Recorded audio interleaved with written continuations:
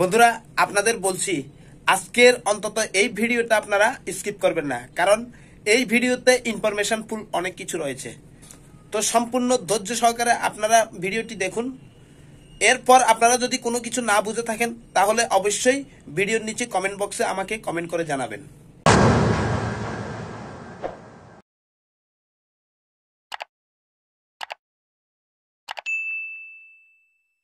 বন্ধুরা, আপনারা যদি দীর্ঘমেয়াদী একটি এলইডি ভাল্ব তৈরি করতে চান তাহলে অবশ্যই আমার এই প্রসেসটি আপনাদের অনুসরণ করতে হবে। এখানে আমি 4007 4টা ডায়োড নিয়ে একটা রেকটিফায়ার ব্রিজ তৈরি করেছি।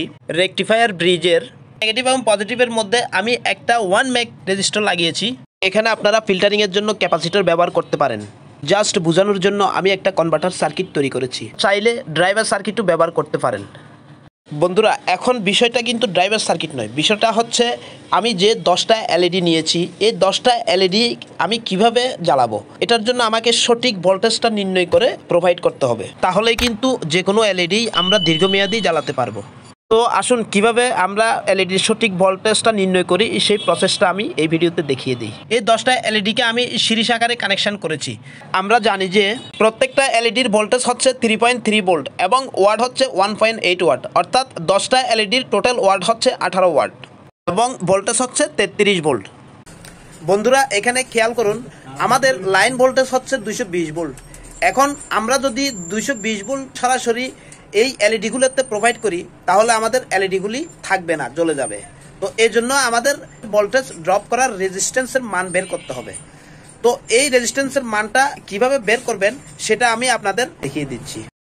এখন এখানে দেখুন, আমাদের রেকটিফায়ার ব্রিজে আমরা ভোল্টেজ প্রোভাইড করেছি 220 ভোল্ট। এই 220 ভোল্ট থেকে আমাদের এই এলইডিগুলির ভোল্টেজটি বাদ দিতে হবে। এখানে যেহেতু 10টা এলইডি, তো আমি এই 10টা এলইডির সাথে প্রত্যেকটা এলইডির ভোল্টেজ যে অর্থাৎ 3.3 ভোল্ট, সেই 3.3 ভোল্টটি গুণন করতেছি। তাহলে আমরা পেয়ে যাচ্ছি এখানে 187 ভোল্ট। এই 187 ভোল্টের সাথে আমাদের যে ওয়াটটা 1.8 করে 18 ওয়াট, এই 18 ওয়াট ভাগ করলে আমরা পেয়ে যাচ্ছি আমাদের কাঙ্ক্ষিত রেজিস্ট্যান্সের মান। এখানে আপনার এলইডিগুলির অ্যাম্পিয়ার জানা থাকলে অবশ্যই অ্যাম্পিয়ার দিয়ে ভাগ দিবেন। তো আমরা পেয়েছি এখানে 10K। তো 10K'র জন্য আমরা দুটি রেজিস্ট্যান্স ব্যবহার করব 5K করে। এখন আমি এলইডিগুলি যদি এখানে কানেকশান করি সেক্ষেত্রে এই এলইডি দীর্ঘমেয়াদী হয়ে জ্বলবে, কারণ এখানে আমরা সঠিক উপায়ে এই এলইডিগুলিতে যত ভোল্টেজ প্রয়োজন ছিল তত ভোল্টেজ আমরা প্রোভাইড করেছি এবং 220 ভোল্ট থেকে বাকি ভোল্টেজগুলি রেজিস্ট্যান্সের মাধ্যমে ড্রপ করে রেখেছি। তো এভাবে যদি আপনারা যে কোনো এলইডি লাইট তৈরি করেন অবশ্যই লাইটটি আপনার দীর্ঘমেয়াদী হবে। তো বন্ধুরা, এই ছিল ভিডিওটি যদি আপনাদের ভালো লেগে থাকে তাহলে অবশ্যই ভিডিওতে একটি লাইক দিবেন এবং শেয়ার করে অন্যকে দেখার সুযোগ করে দিবেন। আর আপনাদের এই ভিডিও সম্পর্কে অথবা কোনো কিছু জানার থাকলে ভিডিওর নিচে কমেন্ট বক্সে কমেন্ট করে আমাকে জানাবেন। আমি চেষ্টা করব আপনাদের প্রত্যেকটি কমেন্টের উত্তর দেওয়ার জন্য। ধন্যবাদ।